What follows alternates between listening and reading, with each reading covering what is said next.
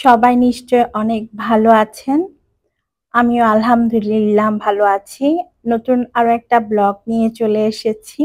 অনেকদিন পর। আসলে আমি অনেক অলস একজন মানুষ। আমার কেন জানি একবার যদি কাজ থেকে মানে বিরতি নেই, তখন আর ভিডিও শুট করতে ভালো লাগে না।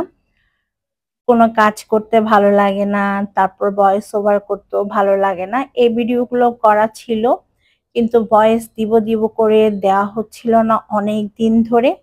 তো আজকে ভাবলাম যে আপনাদের জন্য একটা ভিডিও আপলোড করি। আসলে যারা অলস তাদেরকে দিয়ে আর কোনো কাজই হয় না।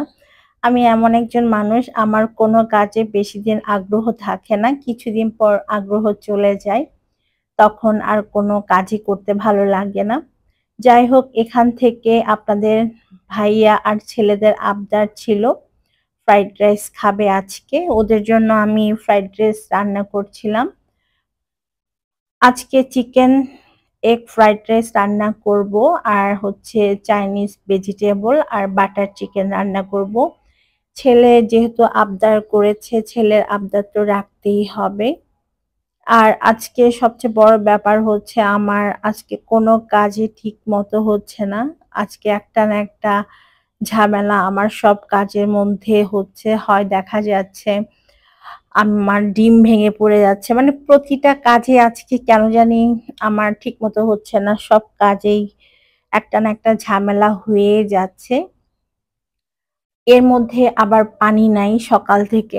কি যে একটা যন্ত্রণার মধ্যে যাচ্ছে কি বলবো। দেখবেন বাসার মধ্যে পানি আর গ্যাস না থাকলে কি পরিমাণ যে হ্যাসেল সেটা বলে বোঝানো যাবে না। পানি, বিশেষ করে পানি ছাড়া তো মানুষ একদমই অচল।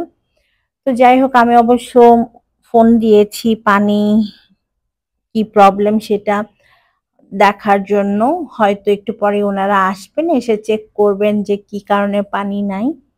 তো ফ্রাইড রাইসটা রান্নার জন্য এখানে ডিম, পেঁয়াজ ভেজে নিচ্ছি। সাথে রসুন কুচি, লবণ আর কিছু সবজিও দিব। আমি এখানে দিয়ে দিচ্ছি ক্যাপসিকাম কুচি, গাজর কুচি, তারপরে বিনস কুচি আর মটরশুঁটি ছিল ফ্রোজেন, সেগুলো।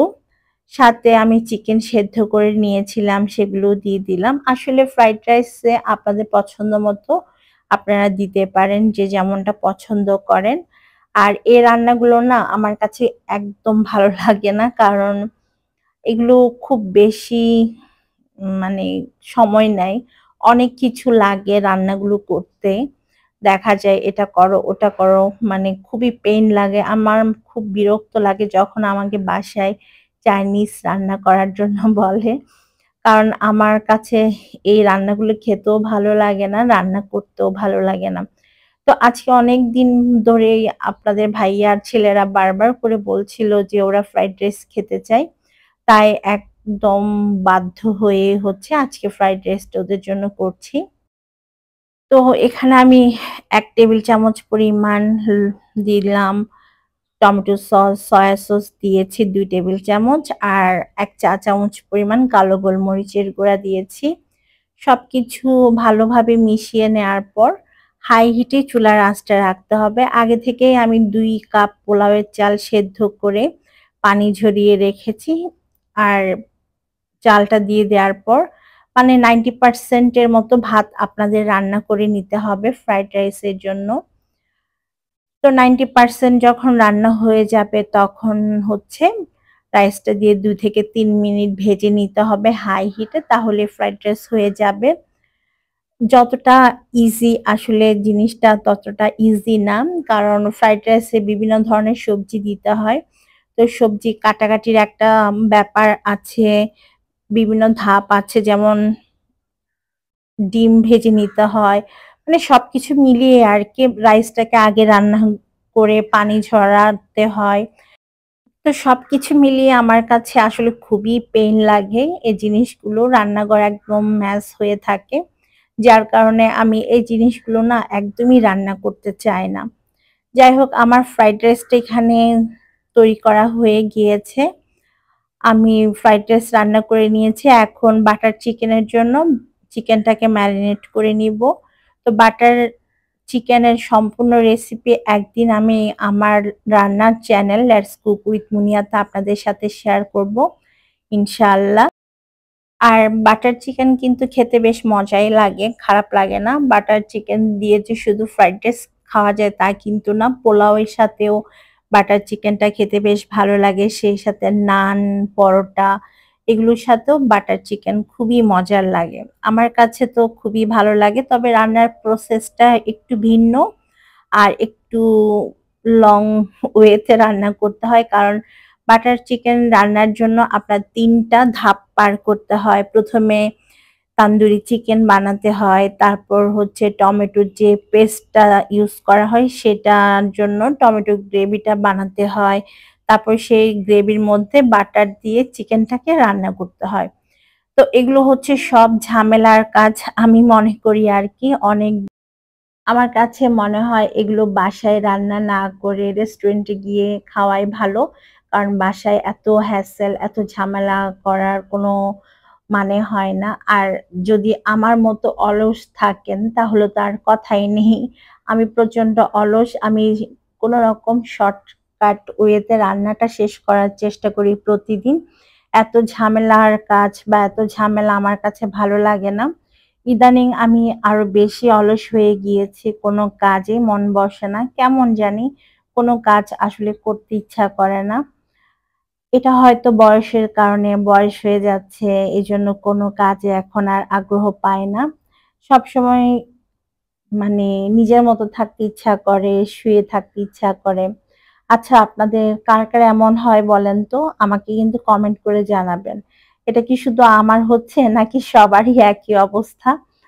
আমার এই জিনিসটা ভালো লাগে না। আসলে বাসায় আমার করার তেমন কিছুও নাই। সকাল থেকে একদম দুপুর ১টা পর্যন্ত আমি বাসায় একাই থাকি। যেহেতু বাচ্চারা স্কুলে চলে যায়, ছেলেদের বাবা অফিসে চলে যায়। তো আমার আসলে তেমন কিছু করারও থাকে না।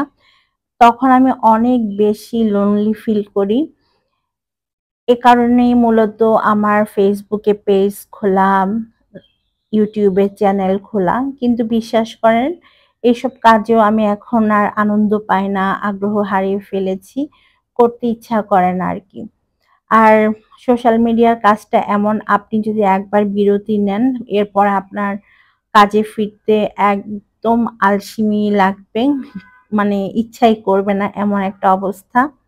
তো এখান থেকে আমি চাইনিজ ভেজিটেবলটাও রান্না করে নিচ্ছি। তো আজকে যে আইটেমগুলো রান্না করেছি সবগুলোই আলহামদুলিল্লাহ বেশ মজার হয়েছে। সবাই বলেছে খেয়ে যে বেশ মজার হয়েছে। কষ্ট হলেও আসলে আমি চেষ্টা করি বাসার সবার পছন্দের রান্নাগুলো রান্না করে দিতে। যদিও মন চায় না আমার এত কষ্ট করতে। তারপরে আসলে মনে হয় কি ওরা একটু খুশি হবে এই ভাবনা থেকে করা। মেয়েরা যাই হোক না কেন, মেয়েরা কিন্তু পারে না আসলে পরিবারের সদস্যদের কথা ফেলতে পারে না। বাধ্য হয়ে দেখবেন ওরা করে দেয় যতই কষ্ট হোক না কেন। আর আজকে আমার এত ঝামেলা হয়েছে। একে তো গ্যাস নাই, তারপর আবার পানিও ছিল না। এরপর হচ্ছে আমি এখানে বারান্দায় ইন্ডাকশন চুলায় রান্না করছিলাম। তো ওখানে আমি যখন এই যে বাটার চিকেনের জন্য টমেটোর এই মিশ্রণটাকে পেস্ট করতে গিয়েছি তখন একদম ছিটকে সবকিছু বের হয়ে গিয়েছে। আসলে আমি একটা ভুল করেছি। আমি গরম থাকা অবস্থায় ব্লেন্ড করতে গিয়েছিলাম। যার কারণে হচ্ছে ব্লেন্ডার যখন আমি অন করেছি পেস্ট না হয়ে পুরা বারান্দায় ছড়িয়ে গিয়েছে। তাই আপনাদের সবাইকে বলব কখনো গরম কোনো কিছু ব্লেন্ডারে ব্লেন্ড করবেন না। ঠান্ডা হওয়ার পর ব্লেন্ড করবেন, না হয়তো অনেক বড় বিপদে পড়বেন আমার মতো। যাই হোক আল্লাহ বাঁচিয়েছে, তবে আমার অনেক বেশি কাজ করতে হয়েছে যে কাজগুলো করার কোনো কথাই ছিল না। কারণ বারান্দা পুরা একদম ময়লায় ভরে গিয়েছিল। তেলে ভাব, এগুলো মোছামুছি করে পরিষ্কার করতে হয়েছে পানি আসার পর। তো সবাইকে আমি এটাই অনুরোধ করব যে আপনারা গরম অবস্থায় কোনো কিছু ব্লেন্ড করতে যাবেন না। এতে করে অনেক বিপদ হতে পারে। আজকে আমার যেমনটা হয়েছে। এখন অলরেডি ২টা বেজে গিয়েছে। আমি বাটার চিকেনটা রান্না করছি। আসলে আজকে আমার কি যে হলো, সবকিছুতে লেট হয়ে যাচ্ছে রান্না-বান্না সবকিছুতে। তারপরও আলহামদুলিল্লাহ ২টার পর রান্না শেষ করতে পেরেছি। সবাইকে ৩টার দিকে ভাত দিতে পেরেছি। এই যে এখন সব ভাত, তরকারি টেবিলে নিয়ে এসেছি। আর আপনাদের ভাইয়া আমাদেরকে সার্ভ করে দিচ্ছিল ভাত, তরকারি। তো আমরা যেহেতু আজকে ফ্রাইড রাইস রান্না করলাম বাসায়, আমরা বললাম আপনাদের ভাইয়াকে একটু রেস্টুরেন্টের স্টাইলে আমাদেরকে সার্ভ করে দাও। তো ও আমাদেরকে রেস্টুরেন্টের মতো করে সার্ভ করে দিচ্ছিল। একদম রেস্টুরেন্টে যেভাবে আমাদেরকে ফ্রাইড রাইসটা সার্ভ করে আরকি।